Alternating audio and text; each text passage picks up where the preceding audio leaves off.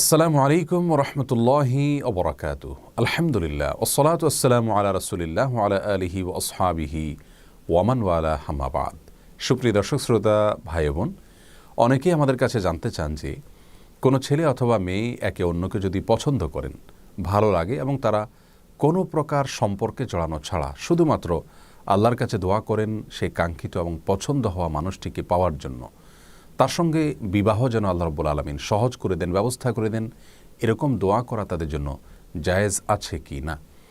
এই প্রশ্নের উত্তরে আমরা সহিহ মুসলিমের একটি হাদিস উল্লেখ করতে পারি, যেখানে প্রিয় নবী সাল্লাল্লাহু আলাইহি সাল্লাম ইরশাদ করেছেন, লা ইয়াজালু ইউস্তাজাবু লিল আবদ মা লাম ইয়াদউ বিইসমিন আও কাতিআতি রাহমিন মা লাম ইস্তাজিল। অর্থাৎ বান্দার দোয়া আল্লাহ রাব্বুল আলামিন ততক্ষণ পর্যন্ত কবুল করতে থাকেন যতক্ষণ না সে কোনো পাপের কাজের জন্য দোয়া না করে এবং আত্মীয়তার সম্পর্ক ছিন্ন করার জন্য দোয়া না করে এবং তাড়াহুড়ো না করে। তার মানে দোয়ার ক্ষেত্রে শুধুমাত্র তিনটি ক্ষেত্রে দোয়া করার নিষেধাজ্ঞা রয়েছে।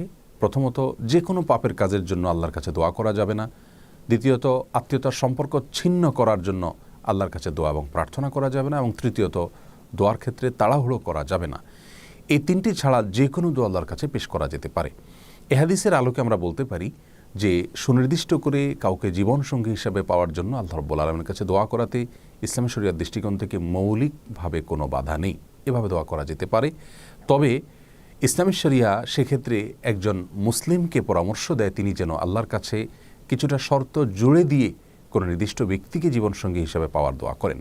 অর্থাৎ আল্লাহ, অমুক ব্যক্তিকে যদি আমার জীবনসঙ্গী হিসাবে পাওয়াটা আমার জন্য সার্বিকভাবে কল্যাণকর হয়, তাহলে আপনি সেটি আমার জন্য সহজ করে দিন। এভাবে দোয়া করাটা তার নিজের জন্য সার্বিকভাবে ভালো এবং উপকারী। আল্লাহ রাব্বুল আলামিন কোরআনে কারিমে বলেছেন, ওয়া আসা আন তুহিব্বু শাইআন ওয়া হুয়া কুরহুল লাকুম। তোমরা অনেক কিছুকে দুনিয়াতে পছন্দ করো, নিজের জন্য কল্যাণকর মনে করো, অথচ সেটা তোমার জন্য কল্যাণকর নয়, যা তুমি জানো না। এছাড়া সহিহ বুখারীর একটি হাদিসে প্রিয় নবী সাল্লাল্লাহু আলাইহি সাল্লাম আমাদেরকে ইস্তেখারার শিক্ষা দিয়েছেন, যার অর্থ হলো দুনিয়াবি যে কোনো কাজে আল্লাহর কাছে মঙ্গল এবং কল্যাণ কামনা করে নেওয়া। সে দোয়ার একটি অংশ হলো ওয়াকদুর লিয়াল খাইর হাইসুকান সুম্মারদুনি বিহি, যার অর্থ হলো, আল্লাহ আমার জন্য কল্যাণ যেখানে লেখা আছে আপনি সেই ফয়সালাটাই করুন এবং সেই ফয়সালা যেন আমি মন থেকে মেনে নিতে পারি, আমার মন যেন সন্তুষ্ট চিত্তে গ্রহণ করে নেয়, সেরকম তৌফিক আমাকে নসিব করুন। অতএব নির্দিষ্ট কোনো ব্যক্তিকে জীবনসঙ্গী হিসেবে পাওয়ার জন্য আল্লাহর কাছে দোয়া করাতে ইসলাম শরিয়াতে কোনো প্রকার বাধা নেই। তবে শর্ত জড়িয়ে দিয়ে যদি এভাবে দোয়া করা হয়, আল্লাহ তার সঙ্গে বিবাহে যদি আমার কল্যাণ লেখা থাকে, তাহলে আমার জন্য সেটিকে সহজ করে দিন, অন্যথায় আমার মন থেকে তাকে মুছে দিন। এরকম দোয়া করাটা বেশি উপকারী এবং কল্যাণকর।